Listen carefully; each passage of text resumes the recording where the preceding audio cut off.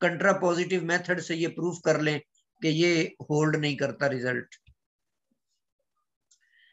Next आपके पास है line integral. जी, line integral को आपने होगा, यहां पर मैंने 3 किस्म के लाइन इंटीग्रल लिए हैं। विद रिस्पेक्ट टू एक्स ले लिया, इसी तरह विद रिस्पेक्ट टू वाई, और with respect to any distance s ले लिया। तो ये लाइन इंटीग्रल की डेफिनेशन क्या है? Integral along a curve is called line integral. जब आप फंक्शन को किसी भी कर्व के अलोंग इंटीग्रेट करते हैं तो उसको आप उस इंटीग्रल को लाइन इंटीग्रल का नाम देते हैं। आगे हम इसके मेथड सीखते हैं कि लाइन इंटीग्रल किस तरह से इवेलुएट होता है। तो यहां पर कंडीशन दी हुई है कि अगर जो सी कर्व है, ये सी जो है ये आपको पैरामेट्रिकली दे दी जाए, जैसे पीछे कुछ एग्जांपल में हमने कहा कि x is equal to cos t है, ठीक है, और y is equal to sin t है। अब ये एक सर्कल की इक्वेशन है, जो कर्व है वो आपके पास कर्व जो है वो एक सर्कल बनता है, तो ये उसकी पैरामेट्रिक इक्वेशंस है।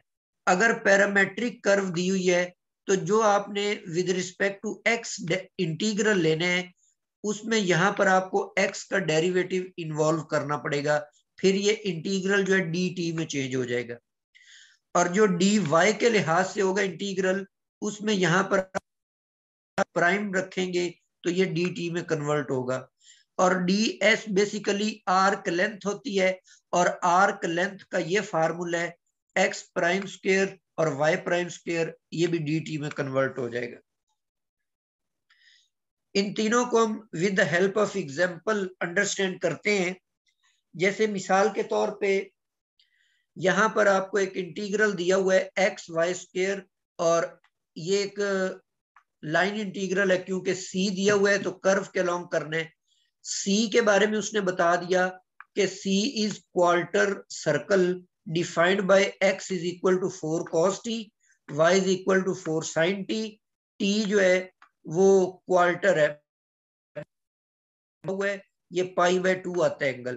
क्वार्टर का मतलब होता है सर्कल का 4th पार्ट, और चूंकि यहां पर कॉस के साथ 4 मल्टीप्लाई हो रहा है, साइन के साथ भी, तो इसका मतलब ऐसा सर्कल है जिसका रेडियस 4 है। तो इसका अगर मैं 4th पार्ट लेता हूं तो वो इस तरह से बन जाएगा, ठीक है। तो इस कर्व के अलोंग, इस क्वार्टर सर्कल के अलोंग आपने इसको इंटीग्रेट करना है। तो वही तरीकाकार ये डी एक्स के लिहाज से था, तो अब आपको एक्स ये दिया हुआ है ऊपर, एक्स इज इक्वल टू 4, तो यहां पर एक्स प्राइम आप रखेंगे तो यहां पर साथ में डी टी आ जाता है। तो एक्स, ये जो एक्स था इसकी वैल्यू 4 cos t, आगे y है उसकी वैल्यू 4 sin t, और इस इक्वेशन से अगर आप x प्राइम निकालते हैं तो cos का डेरिवेटिव माइनस साइन होता है, तो x प्राइम की वैल्यू आ गई। इनको आप सिंप्लीफाई करके इंटीग्रेट कर लेंगे तो ये रिजल्ट आपके पास आ जाएगा। इसी तरह इसी क्वेश्चन को मैंने नेक्स्ट में लिया, लेकिन यहां पर भी ये मिस्टेक है, पाई बाय 2 आता है, और यहां पर ये डेरिवेट इंटीग्रल आपने लेना है y के लिहाज से, तो y का डेरिवेटिव इंटीग्रल है तो इसलिए यहां पर y प्राइम लगा देंगे तो ये डी टी में चेंज हो जाता है। अब आपने y प्राइम का डेरिवेटिव यहां से लेना है, जो पैरामेट्रिक इक्वेशंस दी हुई हैं, यहां से आप y प्राइम निकालेंगे तो वो 4 cos t बन जाएगा। तो ये इसीलिए हमने यहाँ पे पुट करके इस तरह इसको भी सिंप्लीफाई कर लें तो ये रिजल्ट आपके पास आ जाता है। इसी तरह तीसरी मिसाल मैंने जो इंटीग्रल डी एस के लिहाज से दिया हो, तो इधर भी वही मिस्टेक ये चलती आ रही है, कर ले जी। सबसे पहले तो हम आर्क लेंथ फाइंड आउट कर लेते हैं। तो x prime square plus y prime square, इनकी वैल्यूज पुट करेंगे, यहां से ये आर्क लेंथ 4 आ जाती है। तो वही फार्मूला, आर्क लेंथ लगाएं साथ में डी टी आ जाता है, तो आर्क लेंथ की वैल्यू 4 है। तो बाकी इंटीग्रल को सिंप्लीफाई करके ये रिजल्ट आपके पास निकल आए।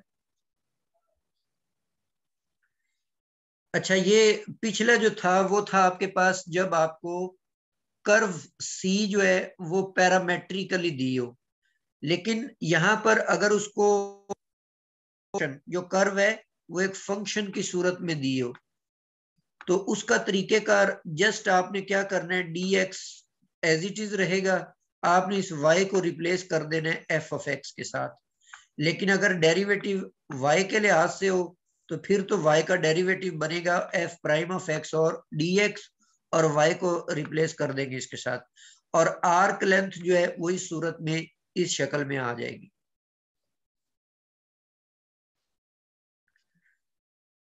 जी एक और एग्जांपल दी हुई है, इस लाइन इंटीग्रल को आपने इवेलुएट करना है जबकि c इज द ग्राफ। अब यहाँ पर y जो है ये एक फंक्शन दिया, एक्सप्लिसिट फंक्शन है, तो जहां जहां पर y लिखा हुआ है वहां पर आप उसकी ये वैल्यू पुट कर दें।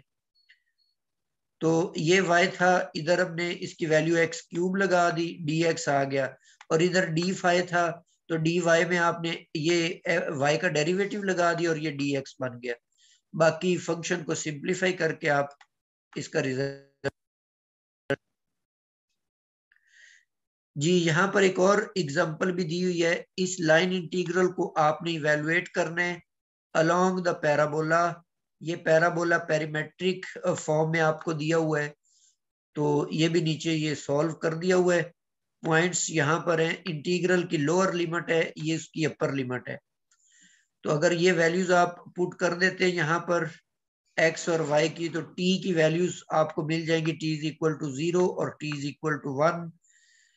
तो इस इंटीग्रल में ये सारी वैल्यूज t की फॉर्म सिंप्लीफाई कर सकते हैं।